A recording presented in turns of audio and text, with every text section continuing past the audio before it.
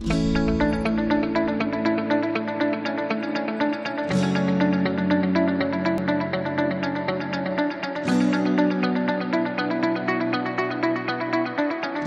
صاحب السمو الشيخ محمد بن راشد آل مكتوم نائب رئيس الدولة رئيس مجلس الوزراء حاكم دبي رعاه الله عن تخصيص أسبوع إماراتيا للابتكار يبدأ بتاريخ 22 من شهر نوفمبر القادم وحتى 28 منه.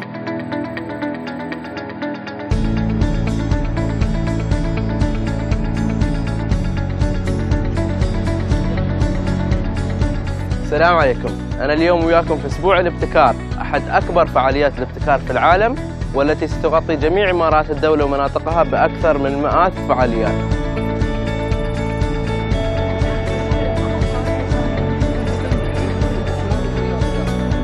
أنا اليوم في حفل الابتكار الحكومي وايد متحمسة حق أسبوع الابتكار، الجو وايد حلو يشجع إن احنا نتعرف على مبتكرين ونجرب تجارب جديدة، بس بعد شوي متوترة لأن الأسبوع بيكون وايد حافل. I've spent the last several hours walking around and seeing the innovations that have happened, and there's one line that stood out more than any others. It's, "We promised, we delivered," and that's what it takes to continue the innovation going on.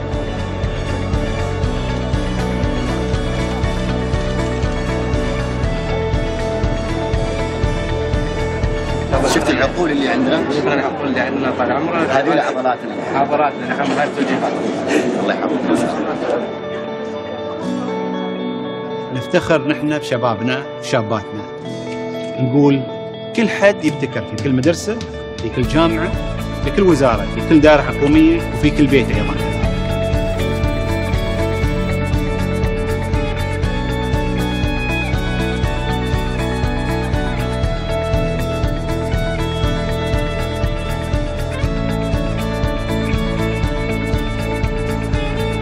Creation is in the heart of our whole innovation week. فهالأسبوع القيادة كنعملتها لكم انتم. وأسبوع سنوي يحتفي بالمبتكرين وأيضا نراوي الناس أن الإنسان الإماراتي، الشخصية الإماراتية شخصية مبتكرة. It's intriguing, it's fascinating, it's admirable to think where the entire system has come from and how innovative that they've become on that. And then what they're doing with renewable energy as well in regards to not just producing renewable energy, that's pretty much everything. Oh my goodness. They put the QR code for the UAE Innovate on Burj Al Arab, so that's pretty cool. Anywhere you are, if you take a picture with your phone, it'll bring up the homepage. When you see the whole nation rallying behind that initial target or that target, which only places you at a higher pedestal, or gives you that kind of happiness that the government is trying to achieve, I think people automatically fall in line. Earlier it was an idea, but today it's a reality. الابتكار هو بناء مجتمع واقتصاد قائمين على المعرفة التي تبدأ من النشء اللي تشمل كافة فئات المجتمع وقطاعات العمل، بحيث يصبح التطوير عملية مستمرة وضرورة حتمية تدعم تنمية الموارد المتاحة والقدرات البشرية. إن الاستثمار في هذه العقول هو الاستثمار الحقيقي، وبناء الإنسان هو أولوية وطنية. فبالتالي احنا دورنا أن نوصلكم إلى خط البداية، وأنتم عندكم الانطلاق والواجب أنتم تجهزون للي بعدكم. There's a culture built inside the society to where coming up with a lot of ideas is actually normal, it's part of it. And then I realized that's the answer for why innovation is so prevalent here. People are constantly trying to come up with more and more ideas to make the society even better and to make it number one. سعداء بهذا التفاعل المتميز مع ثقافة الابتكار، والتي أصبحت اليوم ثقافة عمل حقيقية متداخلة في منظومة عمل.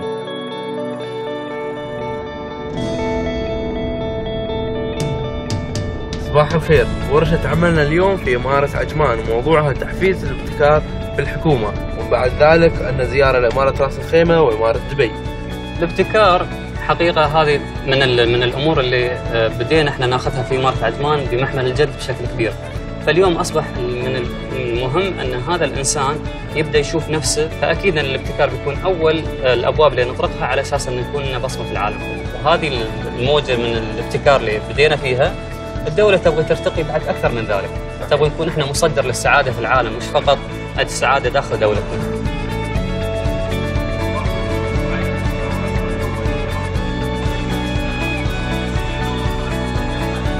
اقتصاد دولة الإمارات قائم على الابتكار، ولا شك أن تعزيز هذه المرتبة وهذا التصنيف اللي وصلنا له يحتاج منا إلى فعلا تعزيز هذه الثقافة، ولكن أهم هدف أنا أراه هو غرس قيمة الابتكار في نفوس الجميع.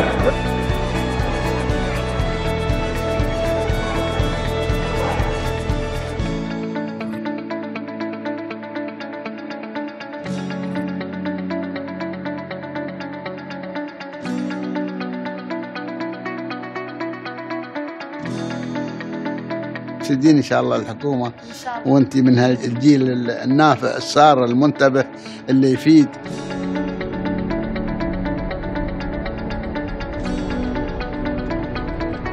One of the phrases during Innovation Week that's really impressed me the most is just the constant pursuit of being number one.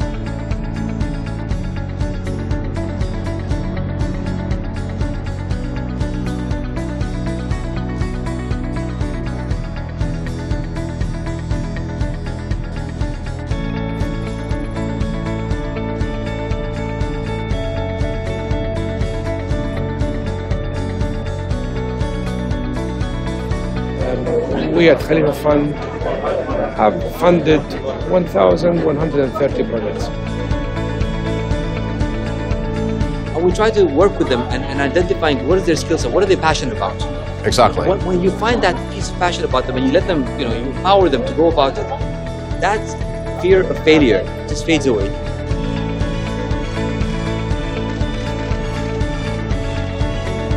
ننتقل الابتكار إلى البيوت، وهذا الهدف أتوقع من أسبوع الابتكار. الإمارات تبتكر. We will be driving innovation within our organization from a competitiveness perspective to be more competitive for the next 5 years because we're competing on a global scale. القيادة عندنا تقول مو بهذا الطموح، في قمم أعلى نبغي نوصلها، ما نبغي نستكين على اللي في ايدينا نحن. الثقافة انك انت دائما تغير وتفكر في وسيلة افضل وتنوع وتبتكر الافضل.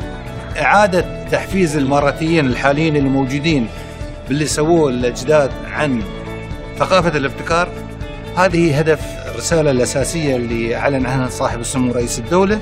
والاسبوع هذا ما الا تجسيد ورسالة شكر وعرفان من سيدي صاحب السمو محمد والراشد للجيل هذا، انه فعلا تفضلوا هذا الاسبوع سنوي، مهرجان سنوي لكم، ابتكروا.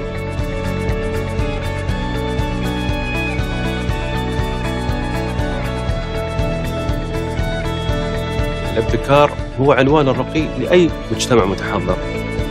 شهدت إمارة التجارة حوالي 60 فعالية في هذا الأسبوع، وأوجد حالة صحية وجيدة جميلة جدا من النشاط في كافة الأنشطة، في كافة الدوائر، في كافة الهيئات والمؤسسات. I was shocked by the volume of innovations that actually are happening here in the UAE. The number, it really blew my mind as I go through the week and think about how many. So one side is we need to tell the story and make sure the world knows the innovations that are happening here. Innovation is not a goal. Innovation is to become part of our DNA. دولة الإمارات معرض متكامل للابتكار، والإنسان الإماراتي والشباب الإماراتيين والشابات مبتكرين في النهاية في كل قطاعات. اليوم نفتخر نحن بشبابنا وشاباتنا. الأسبوع كامل كان وايد حافل وكان في وايد فعاليات، قدرت إني أسير وايد إمارات كل يوم تقريبا أكثر من فعالية وأقابل ناس أتصور وياهم، حتى إني أنا شفت وايد أشياء جديدة أول مرة أشوفها، اختراعات ومبتكرين ومخترعين جداد ما قابلتهم قبل، وقدرنا نتعلم من بعض ونفيد بعض. صراحة هذا الأسبوع أتمنى إنه يتكرر في السنوات الجاية، لأن هالأسبوع له دور وايد مهم لهذا الجيل اللي هو جيلي أنا إن شاء الله، اللي هو المستقبل. لأن لو ما تعلمنا وما تأسسنا على الابتكار ما بنقدر نبني مستقبل دولة الإمارات. نحن اليوم في آخر محطة من أسبوع الابتكار، كان أسبوع حافل بالإنجازات والفعاليات والمبادرات نتمنى أن أنتم تعلمتوا الكثير معانا واكتشفتوا الكثير من الابتكارات.